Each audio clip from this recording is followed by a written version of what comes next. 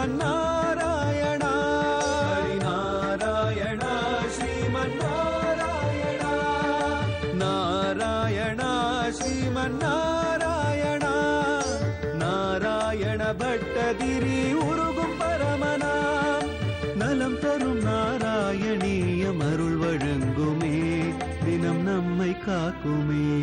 ஸ்வஸ்தானேஷு மருத்கணால் நியமயல் ஸ்வாதீன சர்வேந்திரியக பர்யங்கஸ்திர தாரண பிரகடித பிரத்யங்முகாவஸ்திதிஹி பிராயேன பிரணிபேதுஷாம் பிரபுரசௌ யோகம் நிஜம் சிக்ஷய காமாநாதனுதாதசேஷ ஜகதம் காமாசிகா கேசரி.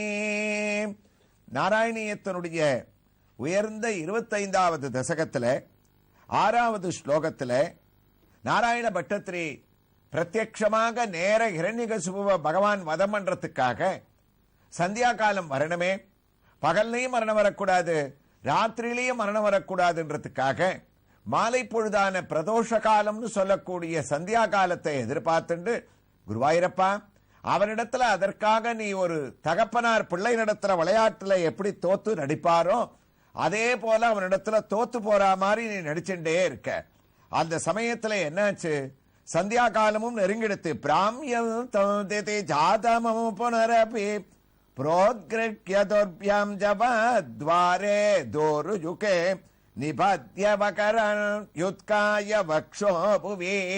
25வது தசகத்துல 6வது ஸ்லோகம்.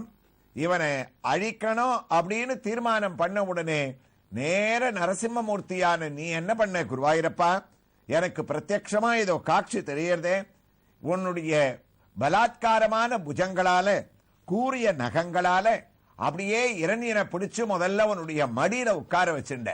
ஏன்னா அவன் பூமியில மரணம் வரக்கூடாது, ஆகாசத்துல மரணம் வரக்கூடாதுன்னு கேட்டிருக்கிறதுனால உன்னுடைய மடியில உட்கார வச்சுண்டு பேருடைய அவுணர் தம்மை பறைய ஈற்றற்கும் பேராம் பாரிடை தேய்க்கும் மீள பகிரடல் அடிக்கும் பற்றி மேரு விற்புடைக்கும் மால விரல்களில் பிசையும் வேளை நீரிடை குமிழியூட்டோ நெருப்பிடை அரிக்க நீட்டும். கம்பர் ஸ்ரீரங்கத்துல நரசிம்மமூர்த்தி நேர கேட்டு இருக்க செய்ய பட்டத்திரி எப்படி சமஸ்கிருதத்துல சொன்னாரோ அதே பாவத்துல தமிழ்ல அப்படியே மேருவிர் புடைக்கும் மால விரல்களில் பிசையும் வேளை. கம்பனுடைய அனுபவம் அப்படியே அவனுடைய தலையை தன்னுடைய நகல் விரங்களால கைகளால பிடிச்சு அப்படியே பெசஞ்சு எடுத்தாராம். தலைய கோபத்துல ஒரு திருகு திருகினார். துவாரேதோரு யுகே நிபத்யனகரன் வியுத்காய வக்ஷோபுவி. அப்படியே பட்டத்திரி இத சமஸ்கிருதத்துல சொன்னார். நேர அவனை கடகட கடகடன்னு இழுத்துன்னு வந்தாராம் இரண்யகசிபுவை. வாசல் படியில வீட்டுக்கும் தெருவுக்கும் நடுவுல இருக்கக்கூடிய வாச படியில நரசிம்மமூர்த்தியானவர் உட்கார்ந்தார்.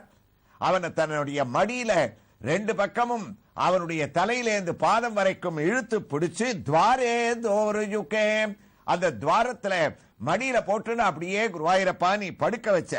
அந்த சந்தர்ப்பத்தில் அவன் திமிரி உன்னை எதிர்த்து யுத்தம் பண்ணணும்னு நினைச்சான். தேசிகன் சொன்னார், விகஸ்வர நகஸ்வருக்ஷதே இரண்ய வக்ஷஸ்தலி நிரர்கல விநிர்கலத் ருதிர சிந்து சந்தியாயிதாகாம் அமல்து மதநாசிகாம் அனுபஜல் ச வக்த்ரஸ்யமாம் அகம் பிரதமிகாம் இதகாம் பிரகடிதாகவா பாகவகாம். அப்ப கோபத்துல நரசிம்ம மூர்த்தியானவர் அந்த ஹிரண்யகசிபுவை மடியில படுக்க வச்சுண்டு தன்னுடைய கூறிய நகங்களால 10 விரல்கள் இருக்கக்கூடிய நகங்களையும் அவனுடைய ஹிருதயத்தை ருதிர சிந்து சந்தியாயிதகாம் சந்தியா காலத்துல அப்படியே ஒரு குத்து குத்தினாராம். அந்த நகத்தால அப்படி குத்தின உடனே அவனுடைய ருதிரம் அப்படியே பீரிட்டு ஒரு பெரிய அருவி மாதிரி மேல தெளிக்க ஆரம்பிச்சது. நிருசிம்மமூர்த்தியினுடைய திருமுக மண்டலங்கள் எல்லாம் அவனுடைய அந்த உதிரத்தினுடைய ரத்தத்தினுடைய சாகையானது படிய ஆரம்பிச்சதான். அப்ப கோபத்தோட இன்னைக்கும் நமக்கு சேலத்துல இருக்கக்கூடிய நாமக்கல் கஷேத்திரத்துல நம்ம பார்த்தோம்னா நாமக்கல் மூலமூர்த்தியினுடைய வலது கையில இரண்யகசிபுவை இவர் குத்தின போது பீரிட்ட அந்த ரத்தமானது முதல்ல அவருடைய வலது கையில பட்டு வலது கையில ஒரு ரேகை போல அப்படியே ரத்தம் தோஞ்சு இருக்கக்கூடிய ஒரு காட்சியை பார்க்கலாம். அந்த சன்னதிக்கு போனோம்னா அர்ச்சகால கேட்டோம்னா அந்த கவச்சத்தை கழட்டி நமக்கு காமிப்பா. அப்ப அந்த ரத்தம் முதல்ல இவருடைய கையில அந்த அடையாளமானது படிய ஆரம்பிச்சது. அவன் அப்படியே ஒரு கலரு கலைஞராம். கிள்ளி கலைந்தானே கீர்த்திமை பாடி போய் அவனுடைய ஹிருதயத்துல குத்தி அவனை அழிக்க வேண்டியது தானே, அழிக்கல. அவனை வதம் பண்றதுக்கு இஷ்டம் இல்ல.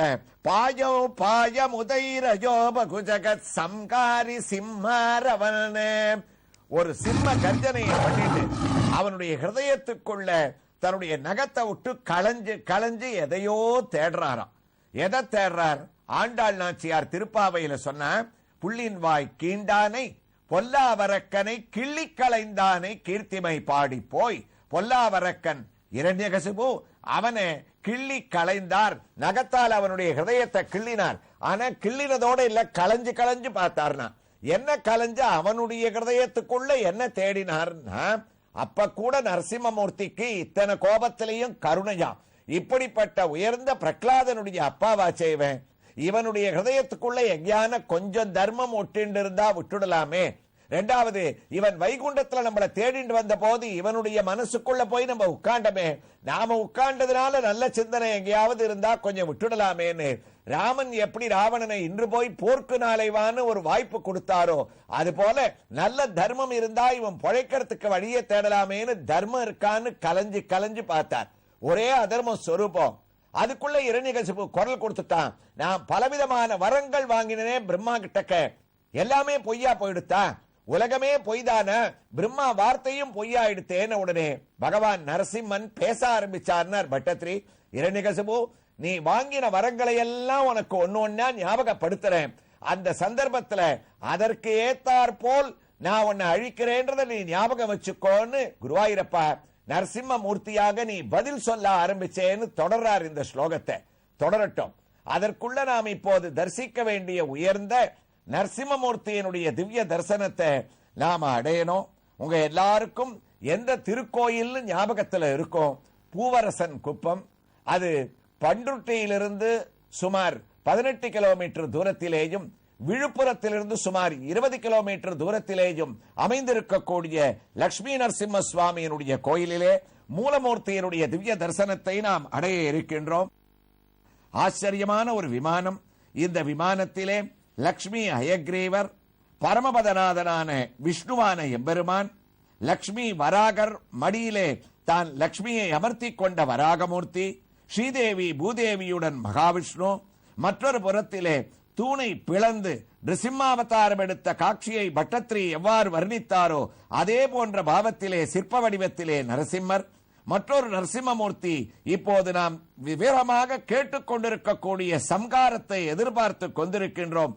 அந்த ஸ்லோகத்திலே பட்டத்ரி வர்ணிக்கக்கூடிய இரண்ய சம்கார மூர்த்தியாக தன்னுடைய மடியிலே கிடத்தி கொண்டு கிழிக்கக்கூடிய ரூபத்திலே ஒரு நரசிம்மர், யோக நரசிம்மர்.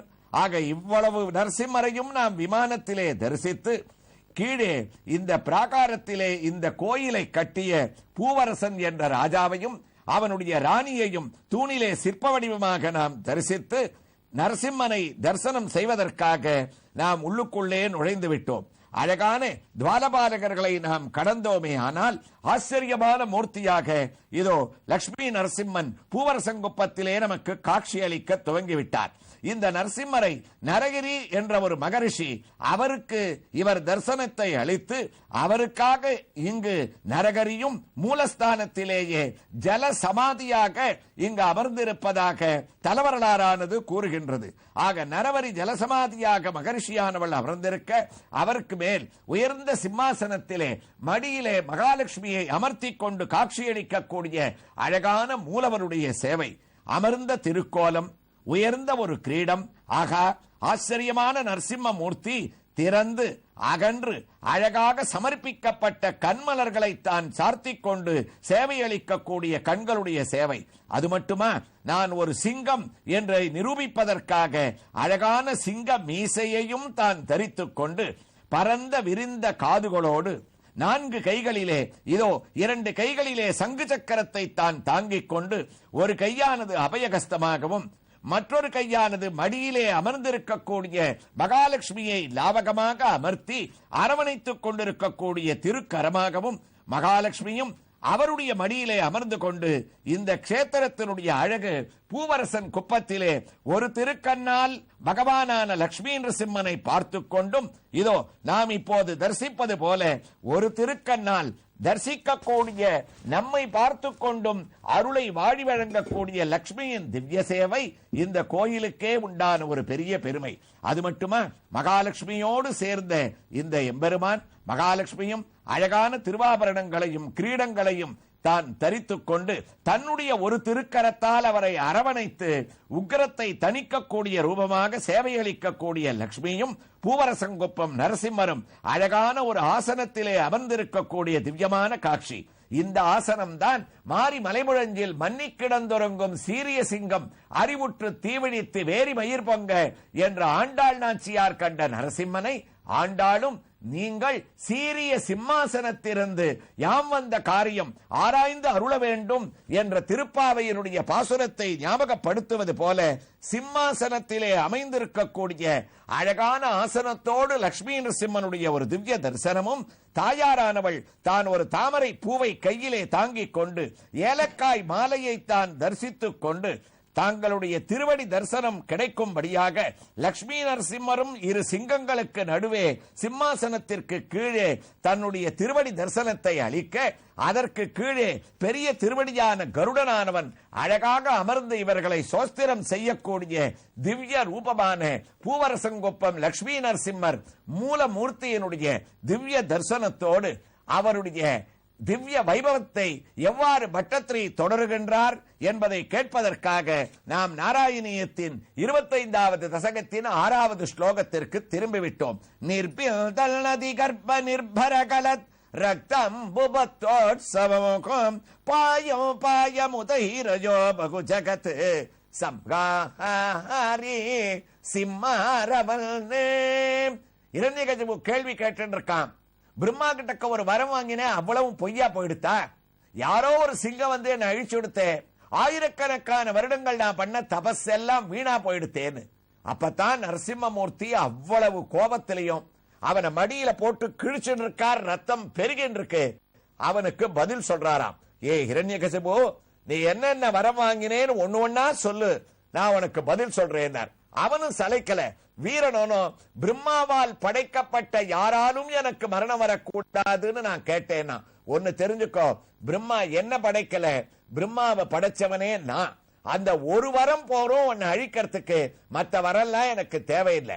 அடுத்ததா என்ன கேட்டேன், பூமியில மரணம் வரக்கூடாது, ஆகாசத்துல வரக்கூடாதுன்னு கேட்டேன். பூமியும் இல்லாமல் ஆகாசமும் இல்லாமல் என்னுடைய மடியிலேயே உன்னை நான் போட்டு இருக்கேன். என்னுடைய வீட்டுக்குள்ள மரணம் வரக்கூடாது, வீட்டுக்கு வெளியில ஒத்த அழிக்க கூடாதுன்னு கேட்டேன். இரண்யகசிபு, ஒவ்வொரு வீட்டுக்கும் நடுவுல வாசப்படின்னு ஒண்ணு இருக்குன்றதையே நீ மறந்துட்ட. அதனால உன்னை வாசப்படியிலேயே நான் போட்டு இருக்கேன். பகல்ல மரணம் வரக்கூடாது, இரவுல மரணம் வரக்கூடாதுன்னு கேட்டேன். பகலும் இல்ல இரவும் இல்ல, நடுவுல சந்தியா காலம்னு ஒரு மாலை பொழுது இருக்குன்றது உனக்கு தெரியல. அதனால தான் பகல்ல அவதாரம் பண்ணா கூட சந்தியா காலம் வரட்டும்னு நான் காத்துண்டு இருந்தேன். யாரும் எந்த விதமான ஆயுதங்களையும் எடுத்துட்டு வரக்கூடாதுன்னு சொன்னேன். எனக்கு சங்கு சக்கரம் கதை கட்கம் சார்கம்னு 5 ஆயுதம் இருக்கு. உனக்காக எல்லாத்தையும் நான் கழட்டி வச்சுட்டு வந்திருக்கேன். உயிருள்ள வஸ்துவால மரணம் வரக்கூடாது, உயிர் அற்ற வஸ்துவால மரணம் வரக்கூடாதுன்னு கேட்டேன். நகத்தால உன்னை குத்தி இருக்கேன். ஏன்னா நகம்தான் உயிருள்ள வஸ்து, நகம்தான் உயிரற்ற வஸ்து. நகத்தை வெற்ற சமயத்துல நமக்கு எந்த விதமான உணர்ச்சி இல்லாததுனால ஏ இரண்யகசிபு, நகம் உயிரற்ற வஸ்துவா இருந்து, உயிரற்ற வஸ்துவா இருந்தா மறுபடியும் முளைக்காது, முளைக்கிறதுனால அதுக்கு உயிர் இருக்கு. ஆக நகமே உயிருள்ள வஸ்துவாகவும் உயிரற்ற வஸ்துவாகவும் இருக்கிறதுனால நீ கேட்ட அத்தனை வரங்களுக்கு ஏத்த மாதிரி உன்னை அழிக்க போறேன்னு பாயம் பாயமுதைரஜோ பகு ஜகத் சம்காரி சிம்மாரவனே இத்தனை பதில சொல்லிட்டு அவனை குத்தி அழிக்கிறதுக்கு முற்படுறார்னு இந்த ஸ்லோகத்தை நாராயண பட்டத்திரியானவர் தொடர்கிறார். எவ்வாறு தொடர்கிறார் என்ற ஒரு வைபவங்களை பூவரசங்குப்பத்தில் எழுந்தருளி இருக்கக்கூடிய ஸ்ரீ லட்சுமி நரசிம்ம சுவாமியின் திவ்ய ஹாரத்தியோடு அவரிடமிருந்து நான் உத்தரவு பெற்றுக்கொண்டு நாராயணியத்தின் அடுத்த பகுதியை பன்ருட்டியிலிருந்து 3 கிலோமீட்டர் தூரத்தில் அமைந்திருக்கக்கூடிய திருவதிகை என்ற ஊரில் கோயில் கொண்டிருக்கக்கூடிய ஸ்ரீ சரணாராயண பெருமாள், சயன நரசிம்ம பெருமாள் திருக்கோயிலிலே அவர்களுடைய திவ்ய தரிசனத்தோடு தொடர்ந்து கேட்கலாம். ஸ்ரீ கிருஷ்ணாய துப்யம் நமக. நாராயணா